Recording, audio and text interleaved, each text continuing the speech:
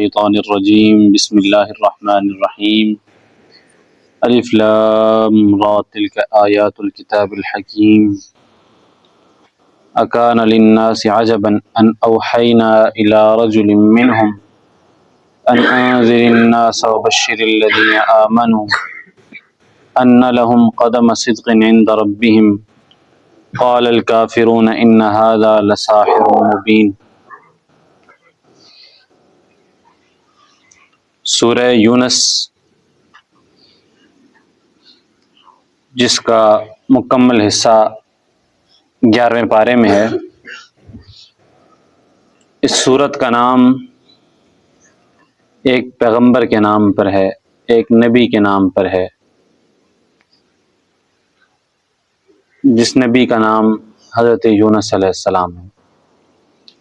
اس سورت میں جہاں پر مشرکین کو اللہ تعالیٰ نے مخاطب کیا ہے، اسی کے ساتھ ساتھ ان کو سابقہ قوموں کے حالات بھی بتائے ہیں۔ اس صورت میں 4 انبیاء کے حالات مذکور ہیں، حضرت نوح علیہ السلام، حضرت موسیٰ علیہ السلام، حضرت ہارون علیہ السلام اور حضرت یونس علیہ السلام۔ حضرت یونس علیہ السلام کا تذکرہ اس صورت میں بھی ہے، اور پھر آگے چل کر 23ویں پارے میں سورہ صافات میں بھی آتا ہے۔ اس صورت میں جو تذکرہ ہے وہ ان کی قوم کے حوالے سے زیادہ ہے، اور وہاں پر ان کی ذات کے حوالے سے تذکرہ ہے۔ بہرحال اس صورت کی ابتدا میں اللہ تعالیٰ فرماتے ہیں، حروف مقطعات پر ہم نے بحث کی تھی ابتدائی دنوں میں، پہلے دن حروف مقطعات کیا چیز ہوتے ہیں، بہرحال جس کا علم اللہ تعالیٰ کو ہے۔ اکان للناس عجبا ان اوحینا الی رجل منہم ان انذر الناس وبشر الذین آمنوا۔ اس صورت کی ابتدا میں اللہ تعالیٰ فرماتے ہیں، لوگ کیوں اس بات پر تعجب میں ہیں، مشرکین کیوں یہ اعتراض کرتے ہیں کہ ہم نے ایک انسان کو پیغمبر بنایا ہے۔ مشرکین یہ کہتے تھے کہ اگر اللہ تعالیٰ نے پیغمبر بنانا ہی تھا تو فرشتوں کو کیوں نہیں بناتے، انسانوں کو کیوں بنایا، اعتراض کرنا تھا۔ تو اللہ تعالیٰ فرماتے ہیں، ان انذر الناس وبشر الذین آمنوا ان لهم قدم صدق عند ربهم۔ انسان کو اصلاح کرنے کے لیے انسان ہی انسان کی اصلاح کر سکتا ہے، انسان ہی انسان کو سیدھا راستہ کی طرف رہنمائی کر سکتا ہے، اور انسان ہی انسان کے حالات کو سمجھ سکتا ہے۔ فرشتے جو ہر چیز سے پاک ہیں، کھانے سے، پینے سے، گناہ سے، تو وہ انسان کے حالات کو نہ سمجھ پاتے، بنسبت اس کے کہ انسان انسان کے حالات کو اچھی طرح سمجھتا ہے۔ اور جب انسان پیغمبر ہوگا تو اگلا دیکھنے والا اس سے متاثر ہوگا کہ بھئی یہ بھی میری طرح کا ایک انسان ہے، لیکن اس کی زندگی میں کتنی تبدیلیاں ہیں، اور اس کی زندگی میں اللہ تعالیٰ کی اطاعت کس قدر ہے، تو پھر اس کے ذہن میں اور اس کی زندگی میں اس میں متاثر اور تاثر پیدا ہوگا اس نبی سے۔ بہرحال یہ ہے، اللہ تعالیٰ نے آگے اپنی توحید کے حوالے سے فرمایا کہ اللہ تعالیٰ نے آسمان و زمین کو 6 دنوں میں پیدا کیا، اور پھر عرش پر مستوی ہو گئے۔ یدبر الامر ما من شفیع الا من بعد اذنہ ذالکم اللہ ربکم فاعبدوہ افلا تذکرون۔ اللہ تعالیٰ نے آسمان و زمین کو 6 دن میں پیدا کیا۔ اس پر ہم نے پہلے بھی بات کی کہ 6 دن میں پیدا اللہ تعالیٰ ایک لمحے میں بھی دنیا کو پیدا کر سکتے تھے، آسمان و زمین، پہاڑوں کو، لیکن اللہ تعالیٰ نے 6 دن کیوں لگائے؟ تو 6 دن کی وجہ یہ تھی بنانے کی کہ انسان کو یہ بتانا تھا کہ ہر کام تدریجاً بتدریجاً، آہستہ آہستہ کیا جاتا ہے۔ میں خالق ہونے کے باوجود، ایک لمحے میں پوری دنیا کو پیدا کرنے کے باوجود، میں ایک لمحے میں پیدا نہیں کر رہا، بلکہ تدریجاً آہستہ آہستہ ایک چیز کو بنا رہا ہوں۔ تو تم بھی اپنے کاموں میں تدریج اختیار کرو، حوصلہ اختیار کرو، آہستہ آہستہ ہر کام کو کرو۔ اور ثم استوى علی العرش، پھر عرش پر مستوی ہو گئے۔ دنیا اب یہ استواء علی العرش ایک علماء کے ہاں، مفسرین کے ہاں ایک بہت بڑی بحث ہے، لیکن اس کا آسان مفہوم یہ سمجھ لیں کہ استواء علی العرش کہتے ہیں اللہ تعالیٰ عرش پر مستوی ہوئے۔ اس کا کیا معنی ہے؟ یعنی اللہ تعالیٰ عرش پر بیٹھے، لیکن ہم یہ نہیں کہہ سکتے اللہ تعالیٰ عرش پر بیٹھے، کیونکہ اللہ تعالیٰ حیت سے پاک ہیں۔ اس پر ہم نے پہلے بھی بات کی تھی کہ اللہ تعالیٰ کے بارے میں ہم یہ نہیں کہہ سکتے کہ انسان کی جب اللہ تعالیٰ سے ملاقات ہوگی تو اللہ تعالیٰ کا کوئی جسم نہیں ہے، اللہ تعالیٰ جسم سے پاک ہیں، اور اللہ تعالیٰ کی کوئی حیت نہیں ہے، نہ بیٹھنے کی نہ کھڑے ہونے کی۔ یہ نہیں کہا جا سکتا اللہ تعالیٰ کھڑے تھے، اللہ تعالیٰ نعوذ باللہ بیٹھے تھے۔ حیت اللہ تعالیٰ کے ساتھ، یہ کوئی انسان بیٹھ سکتا ہے، انسان کھڑا ہو سکتا ہے، لیکن اللہ تعالیٰ اس سے پاک ہیں۔ تو اس کا آسان مفہوم اگر کوئی گفتگو کبھی کرے یا کوئی بات ہو تو آپ کو یہ معلوم ہونی چاہیے کہ بھئی مجھے یہ اللہ تعالیٰ حیت سے پاک ہیں، اللہ تعالیٰ کو کچھ بھی اللہ تعالیٰ کے ہاں کسی حیت مختص نہیں ہے، اللہ ہی جانتے ہیں کہ اللہ تعالیٰ کیسے عرش پر مستوی ہوئے۔ یدبر الامر ما من شفیع الا من بعد اذن ذلکم اللہ ربکم فاعبدوه افلا تذکرون۔ بہرحال اس میں اللہ تعالیٰ نے ذکر کیا ہے هو الذی جعل الشمس ضیاء والقمر نورا وقدره منازل لتعلموا عدد السنین والحساب ما خلق اللہ ذلک الا بالحق۔ اللہ تعالیٰ فرماتے ہیں میں نے سورج کو پیدا کیا، سورج کی روشنی پیدا کی اور چاند کو بھی روشن کیا، یعنی چاند کی روشنی سورج کی روشنی سے لی گئی ہے۔ وقدرہ منازل لتعلموا عدد السنین والحساب، اور اس کی منازل کو مقرر کیا تاکہ تم جان لو سالوں کے حساب، یعنی اللہ تعالیٰ نے سورج اور چاند کو پیدا کیا تاکہ ہمیں دن گنتی میں آسانی ہو۔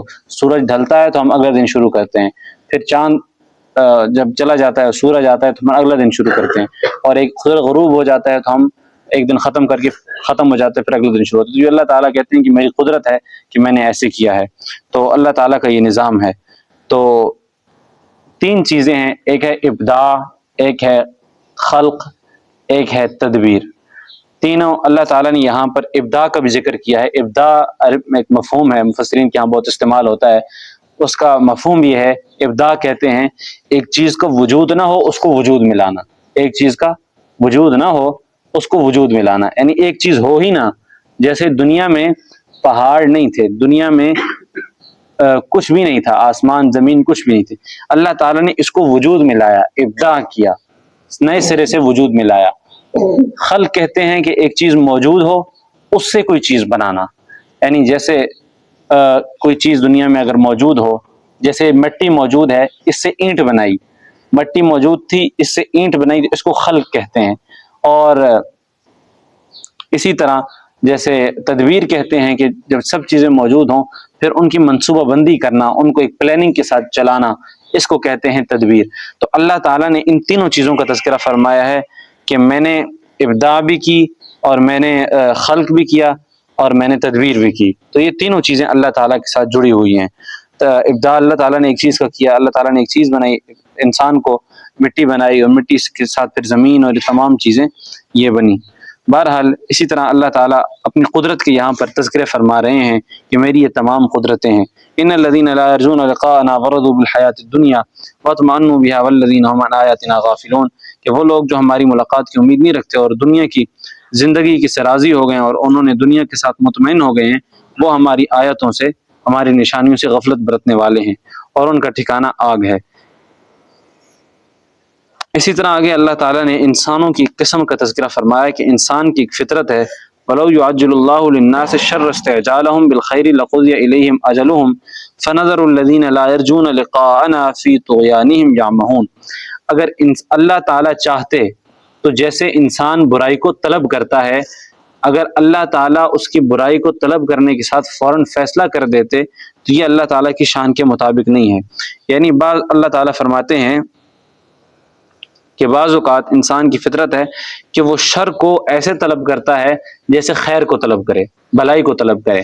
کفار جیسے کہتے تھے کہ عذاب آ جائے، عذاب آ جائے، ہمیں کوئی پرواہ نہیں ہے۔ اب یہ عذاب تو شر ہے، فتنہ ہے، برائی ہے، لیکن وہ عذاب ایسے مانگ رہے تھے جیسے بھلائی مانگ رہے ہوں۔ تو انسان کی بھی عادت ہوتی ہے کہ بعض اوقات غصے میں انسان کہہ دیتا ہے کہ یار مجھ پہ ایسے حالات آ جائیں، میں مر جاؤں، میرے ساتھ ایسے ہو جائے، ایسے ہو جائے، میں ایسی کیفیت میں مبتلا ہو جاؤں۔ وہ ایک جذباتی اور جنونی کیفیت ہوتی ہے، انسان اللہ تعالیٰ سے برائی کا مطالبہ کر رہا ہوتا ہے، تو اس میں اللہ تعالیٰ فرماتے ہیں کہ ہم ان کے لیے ان کی دعا کے مطابق جلدی فیصلہ نہیں کرتے، کیونکہ اگر ہم ان کی جو اپنے آپ کو بد دعا کر رہے ہیں اس کے مطابق جلدی فیصلہ کر رہے ہیں تو اللہ تعالیٰ کی حکمت بھی نہیں ہے۔ تو اسی وجہ سے اللہ کفار کے حوالے سے فرما رہے ہیں کہ لَقُضِيَ إِلَيْهِمْ أَجَلُهُمْ، اگر ان کے لیے مدت مقرر نہ ہوتی تو ہم ان کے لیے ہرگز فیصلہ نہ کرتے۔ فَنَذَرُ الَّذِينَ لَا يَرْجُونَ لِقَاءَنَا فِي طُغْيَانِهِمْ يَعْمَهُونَ، ہم اس دن کے لیے چھوڑ رہے ہیں کہ جس دن اللہ تعالیٰ نے چھوڑ دیا ان لوگوں کو جو ہماری ملاقات کی امید نہیں کرتے اور اپنی سرکشی میں سرگرداں ہیں۔ اسی طرح آگے اللہ تعالیٰ نے فرمایا ہے کہ انسان کی فطرت ہے کہ انسان کو جب تکلیف پہنچتی ہے تو پھر ہمیں کھڑے ہو کر، بیٹھ کر، لیٹ کر ہر وقت پکارتا ہی رہتا ہے۔ جب ہم اس سے تکلیف کو دور کر دیتے ہیں تو پھر ہم سے ایسے دور ہوتا ہے کہ جیسے اسے ہم نے اس سے تکلیف دور ہی نہیں کی تھی، اس کو کبھی کسی تکلیف میں چھوا ہی نہیں تھا۔ تو انسان کو ہمیشہ خوشی میں بھی اللہ تعالیٰ کے ساتھ ایسا ہی تعلق ہونا چاہیے جیسا کہ تکلیف کی حالت میں ہو۔ اسی طرح اللہ تعالیٰ فرماتے ہیں وَإِذَا تُتْلَىٰ عَلَيْهِمْ آيَاتُنَا بَيِّنَاتٍ قَالَ الَّذِينَ لَا يَرْجُونَ کفار کی حالت کو بیان کیا کہ کفار پر جب قرآن کریم کی آیت تلاوت کی جاتی تھی تو وہ کہتے تھے قرآن کریم میں تبدیلی کر دیجئے، قرآن کریم کو تبدیل کر دیجئے۔ تو اللہ تعالیٰ فرماتے ہیں کہ ان سے کہہ دیجئے ما یکون لی ان ابدلہ من تلقاء نفسی، میں اپنے جان سے، اپنے نفس سے، اپنے اندر سے کوئی قرآن کے اندر تبدیلی نہیں کر سکتا، بلکہ میں اس کی پیروی کرتا ہوں جو مجھ پر وحی کی جاتی ہے۔ بہرحال اسی طرح آگے اللہ تعالیٰ نے قرآن کریم کے حالات، قرآن کریم کی صفات اور مشرکین کی باتوں کو بیان کیا ہے، اور آگے اللہ تعالیٰ نے قوموں کا بھی تذکرہ کیا کہ پرانی قوموں نے کیا کیا۔ پھر اللہ تعالیٰ نے اہل جنت کو خوشخبری سناتے ہوئے فرمایا للذین احسنوا الحسنی وزیادہ، جو لوگ جنت میں وہ لوگ جنہوں نے اچھائی کی ان کے لیے اچھا اور اس سے بھی زیادہ ہے۔ اس سے بھی زیادہ کا مراد حسنہ سے مراد جنت ہے کہ جنت ہے، اور زیادہ سے مراد اللہ تعالیٰ کا دیدار ہے کہ اللہ تعالیٰ انسان کو اپنا دیدار نصیب فرمائیں گے۔ والذین کسبوا السیئات جزاء سیئۃ بمثلها وترهقهم ذلہ ما لهم من اللہ من عاصم، جہنم کا تذکرہ ہے کہ جن لوگوں نے برے اعمال کیے ان کے چہروں پر ذلت چھائی ہوگی بروز محشر، ان کو اللہ تعالیٰ کے علاوہ کوئی بچانے والا نہیں ہوگا، اور ان کے چہروں پر ایک گھبراہٹ ہوگی اور رات کی طرح اندھیرا ہوگا، اور وہ جہنم والے ہوں گے اور اس میں ہمیشہ رہیں گے۔ اللہ تعالیٰ ہمیں محفوظ فرمائے۔ بہرحال ان تمام جتنی باتیں گزر رہی ہیں اس میں ایک اللہ تعالیٰ نے اپنی قدرت، پھر اللہ تعالیٰ نے اہل جنت کا تذکرہ، انسان کی فطرت، اور انسان کو جنت کی طرف راغب کیا ہے جنت کے انعامات کا ذکر کر کے کہ جنت کی طرف لوٹ آؤ۔ اسی طرح اللہ تعالیٰ اپنی قدرت کا تذکرہ جاری رکھے ہوئے ہیں کہ کہہ دیجئے کہ کون آسمان و زمین سے تمہیں رزق دیتا ہے، کون آنکھوں کانوں کا مالک ہے، کون زندہ کرتا ہے اور کون موت دیتا ہے، اور کون کسی امر کی تدبیر کرتا ہے۔ فسیقولون اللہ، پس وہ کہیں گے اللہ تعالیٰ کی ذات ہے۔ فقل افلا تتقون، تو کہیے پھر تم کیوں نہیں ڈرتے اللہ تعالیٰ سے۔ اسی طرح آگے اللہ تعالیٰ نے فرمایا وما یتبع اکثرهم الا ظنا، ان میں سے اکثر اپنی گمان کی پیروی کرتے ہیں، اپنے نفس کی پیروی کرتے ہیں۔ ان الظن لا یغنی من الحق شیئا، گمان حق سے کوئی نفع نہیں دے سکتا، بے شک اللہ تعالیٰ جانتے ہیں جو وہ کرتے ہیں۔ اسی طرح آگے اللہ تعالیٰ نے قرآن کریم کی حقانیت اور صداقت کو بیان کرتے ہوئے فرمایا ہے کہ وہ کہتے ہیں کہ قرآن کو گھڑ لیا ہے، ان سے کہہ دیجئے کہ اس کے مثل کوئی صورت لے آئیں۔ وَادْعُوا مَنِ اسْتَطَعْتُم مِّن دُونِ اللَّهِ إِن كُنتُمْ صَادِقِينَ بَلْ كَذَّبُوا بِمَا لَمْ يُحِيطُوا بِعِلْمِهِ وَلَمَّا يَأْتِهِمْ تَأْوِيلُهُ كَذَلِكَ كَذَّبَ الَّذِينَ مِن قَبْلِهِمْ فَانظُرْ كَيْفَ كَانَ عَاقِبَةُ الظَّالِمِينَ۔ بہرحال اسی اللہ تعالیٰ اپنی قدرت کا تذکرہ فرما رہے ہیں اور اپنی قدرت کے حوالے سے گفتگو کر رہے ہیں کہ میری قدرت عظیم ہے۔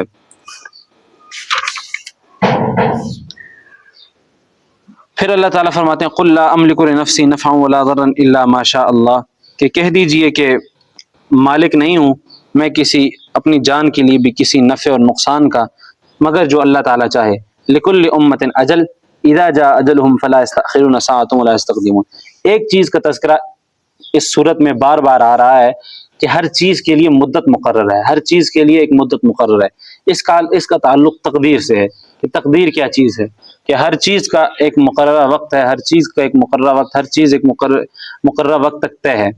اس کا مطلب یہ ہے تقدیر کا انسان کے اعتبار سے، انسان سے جو تقدیر جڑی ہوتی ہے، ایک ہمارے حوالے سے ہمارے ساتھ جو کچھ ہونا ہے اللہ تعالیٰ نے لوح محفوظ میں سب کچھ لکھ رکھا تھا کہ یہ انسان پیدا ہوگا، اتنی عمر جیے گا، یہ کرے گا، یہ کرے گا، اور اس دن کو اس کی وفات ہے۔ یہ تمام چیزیں طے ہیں۔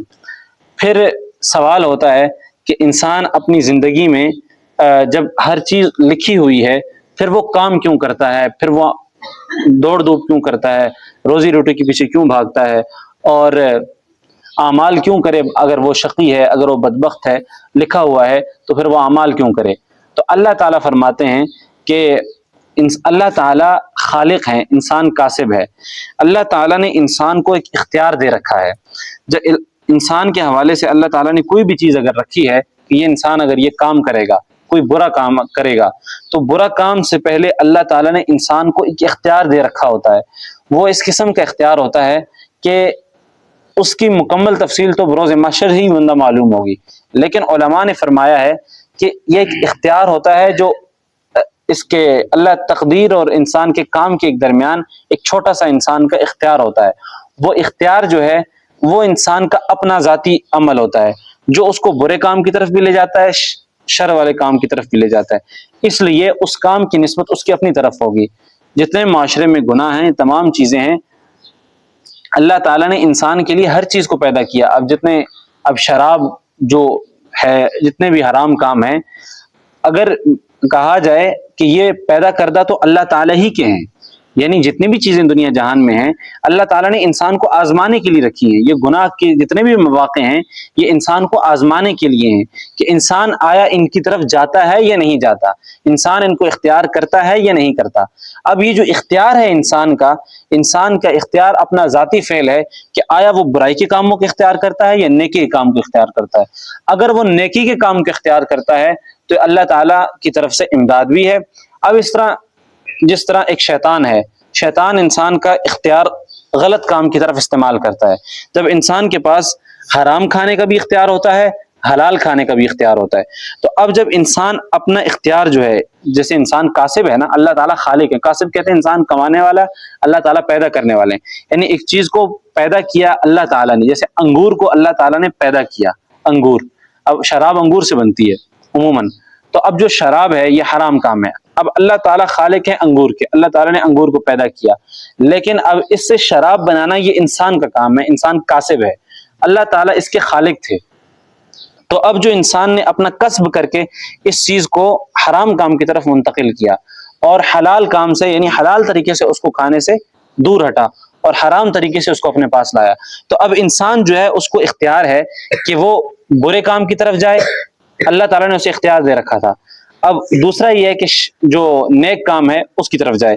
جہاں پر شیطان اس کو برے کام کی طرف یعنی حرام کام کی طرف راغب کرتا ہے، اسی طرح ایک نیک فرشتہ بھی ہے جو اس کو نیک کام کی طرف راغب کرتا ہے. تو اب انسان شیطان کو ترجیح دے اس کی مرضی، اس فرشتے کو ترجیح دے اس کی مرضی، تو یہ انسان کا اپنی ذاتی اختیار ہوتا ہے جو اللہ تعالیٰ نے انسان کو دے رکھا ہوتا ہے. بہرحال تقدیر کے حوالے سے بہت لمبی گفتگو ہے، بہت لمبی بحث ہے، لیکن مختصراً انسان کو یہ بات ذہن رکھنی چاہیے، ایک بات جو ہمیشہ اپنے ذہن میں ہو کہ اس کے درمیان ایک چھوٹی سی چیز ہے، اس کو اختیار کہتے ہیں. چھوٹا سا ایک اختیار ہے. بعض اوقات واضح صریح احادیث ہیں کہ انسان کے سب کچھ طے ہوتا ہے، فلاں ہوتا ہے، تو قرآن کریم میں بھی آتا ہے ہر چیز کی مدت مقرر ہے، انسان نے جو کچھ کرنا ہے لکھا ہوا ہے. 12ویں سپارے میں بھی آتا ہے فمنہم شقی و سعید، کہ پیدائش 4 مہینے کا جب بچہ ماں کے پیٹ میں ہوتا ہے اس کے لیے سب کچھ لکھ دیا جاتا ہے کہ یہ بدبخت ہوگا یا نیک بخت ہوگا. یہ تمام باتیں لکھ لی جاتی ہیں، لیکن پھر اس کے بعد بھی اللہ تعالیٰ دنیا میں اس کو اختیارات دیتے ہیں کہ ایسے کرو یا ایسے کرو، وہ جس کو اختیار کرے اس کی مرضی. بہرحال اللہ تعالیٰ ہم سب کو ہدایت نصیب فرمائے اور زندگی میں کبھی بدبختی کی طرف نہ لے جائے. وَيُحْيِي وَيُمِيتُ وَإِلَيْهِ تُرْجَعُونَ يَا أَيُّهَا النَّاسُ قَدْ جَاءَتْكُم مَّوْعِظَةٌ مِّن رَّبِّكُمْ وَشِفَاءٌ لِّمَا فِي الصُّدُورِ وَهُدًى وَرَحْمَةٌ لِّلْمُؤْمِنِينَ. اللہ تعالیٰ فرماتے ہیں تمہارے پاس نصیحت یعنی قرآن آئی، وَشِفَاءٌ لِّمَا فِي الصُّدُورِ، اور شفا ہے اس چیز کو جو سینوں میں ہے. وہ یعنی قرآن کریم ظاہری بیماریوں کے لیے بھی، روحانی بیماریوں کے لیے بھی شفا ہے، اس سے انسان کے اعمال کردار ٹھیک ہوتے ہیں. اور جو انسان کی جسمانی بیماریاں ہیں اگر قرآن کریم کو پڑھ کر ان پر دم کیا جائے تو اس کے لیے بھی شفا ہے. قل بفضل اللہ وبرحمتہ فبذلک فلیفرحوا، اللہ تعالیٰ کے فضل رحمت کے ساتھ بس اس پر تم خوش ہو. وخیر مما یجمعون، وما تكون في شأن وما تتلو منه من قرآن ولا تعملون من عمل إلا كنا عليكم شهيدا تفيضون فيه ما يعزب عن ربك مثقال ذرة في السماء ولا في الأرض ولا أصغر من ذلك ولا أكبر إلا في كتاب مبين. مشرکین عموماً یہ اعتراض کرتے تھے کہ مرنے کے بعد انسان دوبارہ کیسے اٹھ سکتا ہے، یعنی جب انسان ذرہ ذرہ ہو جائے گا، مٹی میں مل جائے گا، تو اللہ تعالیٰ انسان کو کیسے دوبارہ اٹھا سکتے ہیں. تو اللہ تعالیٰ فرماتے ہیں یہ میری قدرت ہے، میرا علم ہے.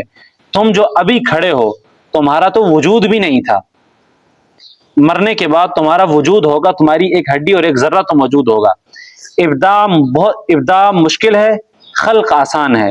ابداع جیسے میں نے کہا کہ ایک چیز کا وجود نہ ہو اس کو وجود میں لانے کو ابداع کہتے ہیں، یعنی ایک چیز سرے سے موجود ہی نہیں ہے دنیا میں. جیسے اگر بالفرض مٹی تصور کر لیں کہ دنیا میں مٹی موجود ہی نہیں ہے، اب مٹی کو دوبارہ پیدا کرنا کتنا مشکل کام ہے. اسی میں لیکن جب مٹی موجود ہے تو مٹی سے اینٹ بنانا آسان کام ہے. جب مٹی موجود نہیں ہے تو پھر مٹی کو کیسے لایا جائے گا؟ یہ بہت ناممکن ہے. لیکن جب مٹی موجود ہے تو مٹی سے خلق یعنی اینٹ نکالنا آسان ہے.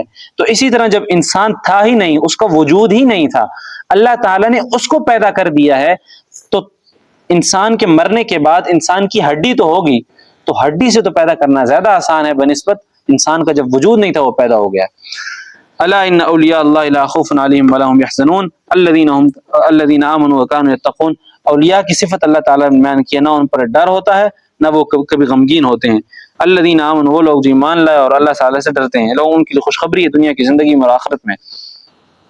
بہرحال اللہ تعالیٰ نے تمام چیزوں کو بیان کرنے کے بعد جو انبیاء کے قصے میں کے حوالے سے بات ہوئی تھی، جو آخری حصہ ہے اس میں اللہ تعالیٰ نے 4 انبیاء کے تذکرے فرمائے. وَاتْلُ عَلَيْهِمْ نَبَأَ نوح، اپنی قوم کو نوح علیہ السلام کے حالات بتاؤ، نوح علیہ السلام کی خبر بتاؤ. نوح علیہ السلام اذ قال لقوم یا قوم ان کان کبر علیکم مقامی وتذکیری بآیات اللہ.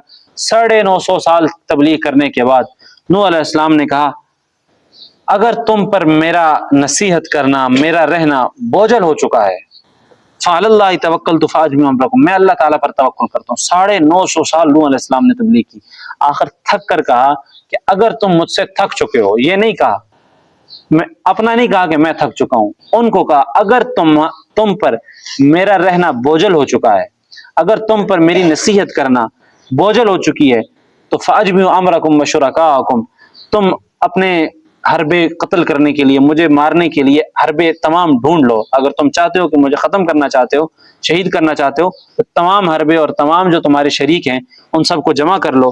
ثم لا یکن امرکم علیکم غمۃ ثم اقضوا الی ولا تنظرون، پھر تم جو بھی اپنے آلات ہیں سب اکٹھے کر لو اور جو کرنا چاہتے ہو کرو. یعنی نوح علیہ السلام نے کہا کہ اب ان پر بوجھل ہو چکا ہے. تو پھر اس کا مقصد یہ تھا کہ جب وہ اس کے لیے اکٹھے ہوں گے نوح علیہ السلام کو مارنے کے لیے، تو اللہ تعالیٰ پھر ان پر عذاب نازل فرما دیں گے. تو اللہ تعالیٰ نے پھر ان پر عذاب نازل فرمایا. بہرحال اس کا تذکرہ سورہ ہود میں تفصیل سے آتا ہے. انشاءاللہ نوح علیہ السلام کے تمام حالات کا تذکرہ کل سورہ ہود میں انشاءاللہ کیا جائے گا. تو اللہ تعالیٰ فرماتے ہیں فَإِن تَوَلَّيْتُمْ فَمَا سَأَلْتُكُم مِّنْ أَجْرٍ إِنْ أَجْرِيَ إِلَّا عَلَى اللَّهِ وَأُمِرْتُ أَنْ أَكُونَ مِنَ الْمُسْلِمِينَ فَكَذَّبُوا فَنَجَّيْنَاهُ وَمَن مَّعَهُ. ان کی یہاں پر نوح علیہ السلام کے آخری حالات کا تذکرہ ہے کہ کشتی کی جب کشتی پہ سوار ہو گئے تو انہوں نے جھٹلایا، اور اللہ تعالیٰ فرماتے ہیں کہ نوح علیہ السلام کو جو ان کے ساتھ تھے 80 لوگ تھے. اب نوح علیہ السلام کے ساتھ کشتی میں بیٹھنے والے 80 لوگ تھے، اور مختلف اقوال ہیں. 80 لوگ نوح علیہ السلام کے ساتھ کشتی میں بیٹھے تھے اور باقی پوری دنیا تباہ ہو گئی تھی. کشتی کے 3 حصے تھے، ایک حصے میں جانور تھے، اور جانور ایسے تھے کہ نوح علیہ السلام نے ہر جوڑی کو، نر اور مادہ کو کشتی میں رکھا تھا. جتنے بھی اس وقت دنیا میں جانور تھے تمام کو رکھا تھا، تاکہ دنیا میں جانوروں کی آگے نسل بھی چلنی تھی. اور جانور خود کشتی کی طرف دوڑ دوڑ کر آ رہے تھے تاکہ ہم محفوظ ہو جائیں.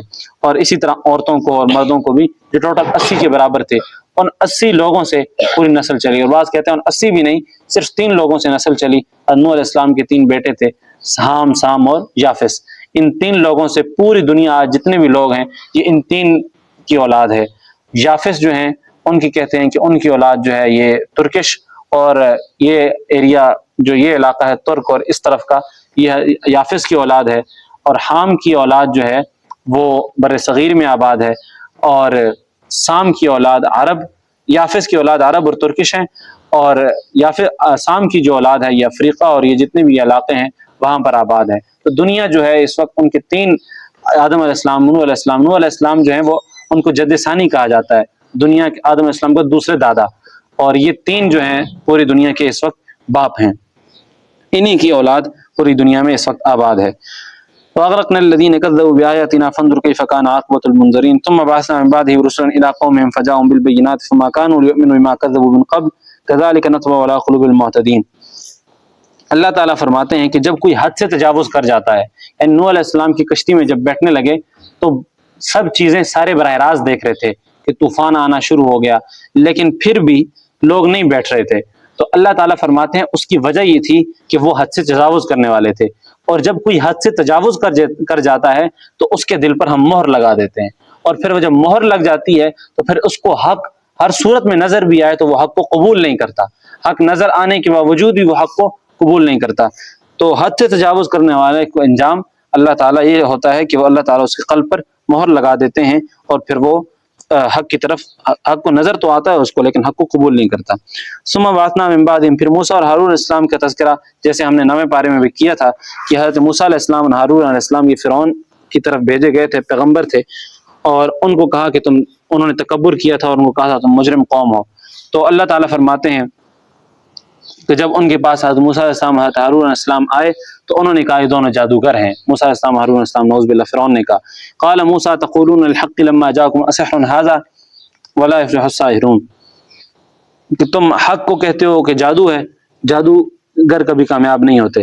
قالوا وجئتنا لتلفتنا عما وجدنا علیہ آباءنا فتكون لكم الكبریاء فی الارض وما نحن لكم مؤمنین، انہوں نے یہی کہا کہ تم ہمارے آباء و اجداد کی چیزوں کے حوالے سے گفتگو کر رہے ہو کہ میرے آباء و اجداد نے جو کیا میں وہ نہ کروں، وما نحن لكم مؤمنین، ہم تم پر ایمان لانے والے نہیں ہیں۔ فقال فرعون ائتونی بكل ساحر علیم، فرعون نے کہا کہ ہر جادوگر کو لایا جائے، جیسے ہم نے اس کا تذکرہ کیا تھا، جادوگر آئے اور پھر انہوں نے اپنا ڈالا، بہرحال وہ سارے موسیٰ علیہ السلام پر ایمان لے آئے۔ تو بہرحال ان تمام حالات کے بعد موسیٰ علیہ السلام کافی عرصے تک تبلیغ کرتے رہے، غالباً بہت مدت لکھی ہے، 60 سال یا 50 سال، 60 سال تک غالباً موسیٰ علیہ السلام فرعون کو تبلیغ کرتے رہے، سمجھاتے رہے۔ اللہ تعالیٰ نے موسیٰ علیہ السلام کو مختلف تدبیریں بتائیں، قبطیوں پر عذاب بھی نازل کیا تاکہ وہ سمجھ جائیں، لیکن وہ نہ سمجھے۔ تو اللہ تعالیٰ نے ان تدبیروں میں سے ایک تدبیر یہ بتائی کہ وَأَوْحَيْنَا إِلَى مُوسَىٰ وَأَخِيهِ أَن تَبَوَّآ لِقَوْمِكُمَا بِمِصْرَ بُيُوتًا وَاجْعَلُوا بُيُوتَكُمْ قِبْلَةً وَأَقِيمُوا الصَّلَاةَ، قبطیوں کا مقابلہ کرنے کے لیے تم ایسا کرو کہ تم شہر میں گھر بناؤ۔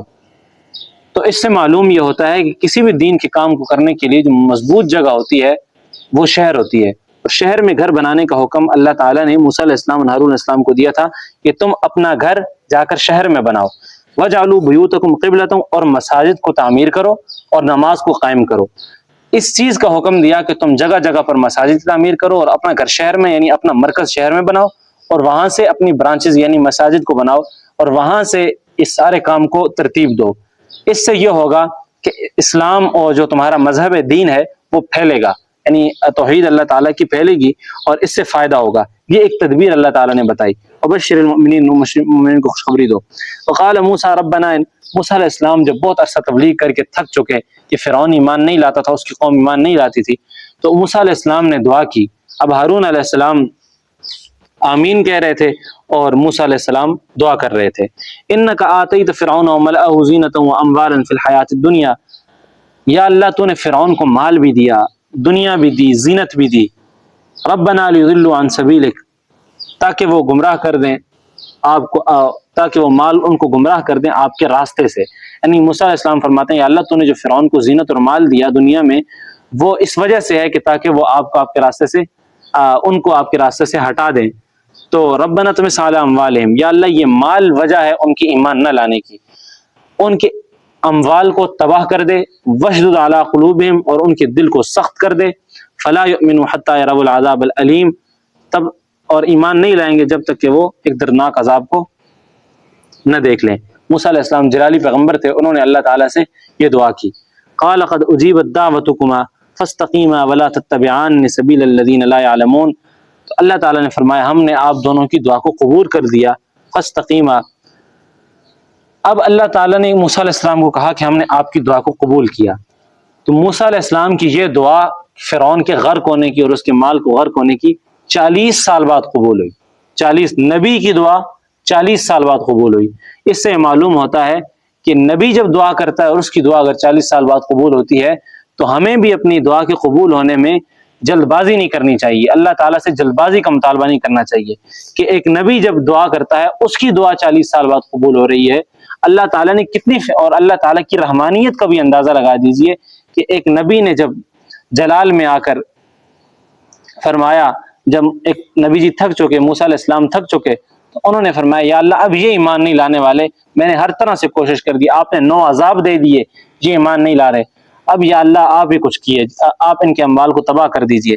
اللہ تعالیٰ کتنے رحیم تھے کہ اللہ تعالیٰ نے پھر 40 سال اور مہلت دی اور موسیٰ علیہ السلام کی دعا کو فرعون کے غرق ہونے کا 40 سال بعد قبول کیا۔ وجاوزنا بنی اسرائیل البحر، ہم نے بنی اسرائیل کو پار کر دیا۔ فاتبعهم فرعون، اور اس کے لشکر نے ان کی پیروی کی، ان کے پیچھے آئے۔ حتی اذا ادرکہ الغرق قال آمنت انہ لا الہ الا الذی آمنت بھی بنو اسرائیل وانا من المسلمین، جب فرعون غرق ہو گیا دریا میں، جب پیچھا کرا تو اس نے کہا لا الہ الا الذی، میں ایمان لاتا ہوں اللہ تعالیٰ پر جو بنو اسرائیل کا رب ہے اور میں مسلمانوں میں سے ہوں۔ فرعون نے کہا، اللہ تعالیٰ نے کہا الآن وقد عصیت قبل وکنت من المفسدین، اب تو ایمان لا رہا ہے حالانکہ تو گناہ گار ہے اور تو فساد کرنے والوں میں سے ہے۔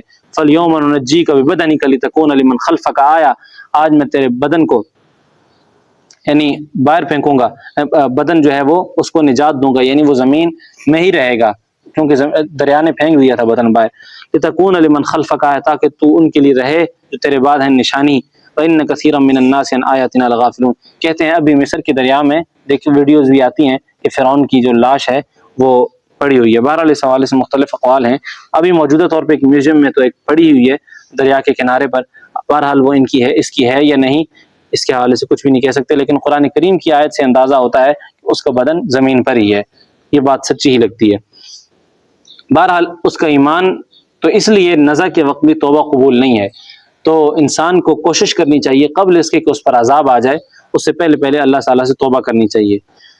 اسی طرح اللہ تعالیٰ نے آگے یونس علیہ السلام کے حوالے سے تذکرہ کیا کہ یونس علیہ السلام کی جو قوم تھی انہوں نے نافرمانی کی، تو یونس علیہ السلام ان سے چلے گئے، ان سے نکل کر چلے گئے اور کہا کہ تم پر اللہ تعالیٰ کا عذاب آ رہا ہے، میں جا رہا ہوں۔ تو بہرحال ان کی جو تفصیل ہے وہ انشاءاللہ 23ویں پارے میں کی جائے گی۔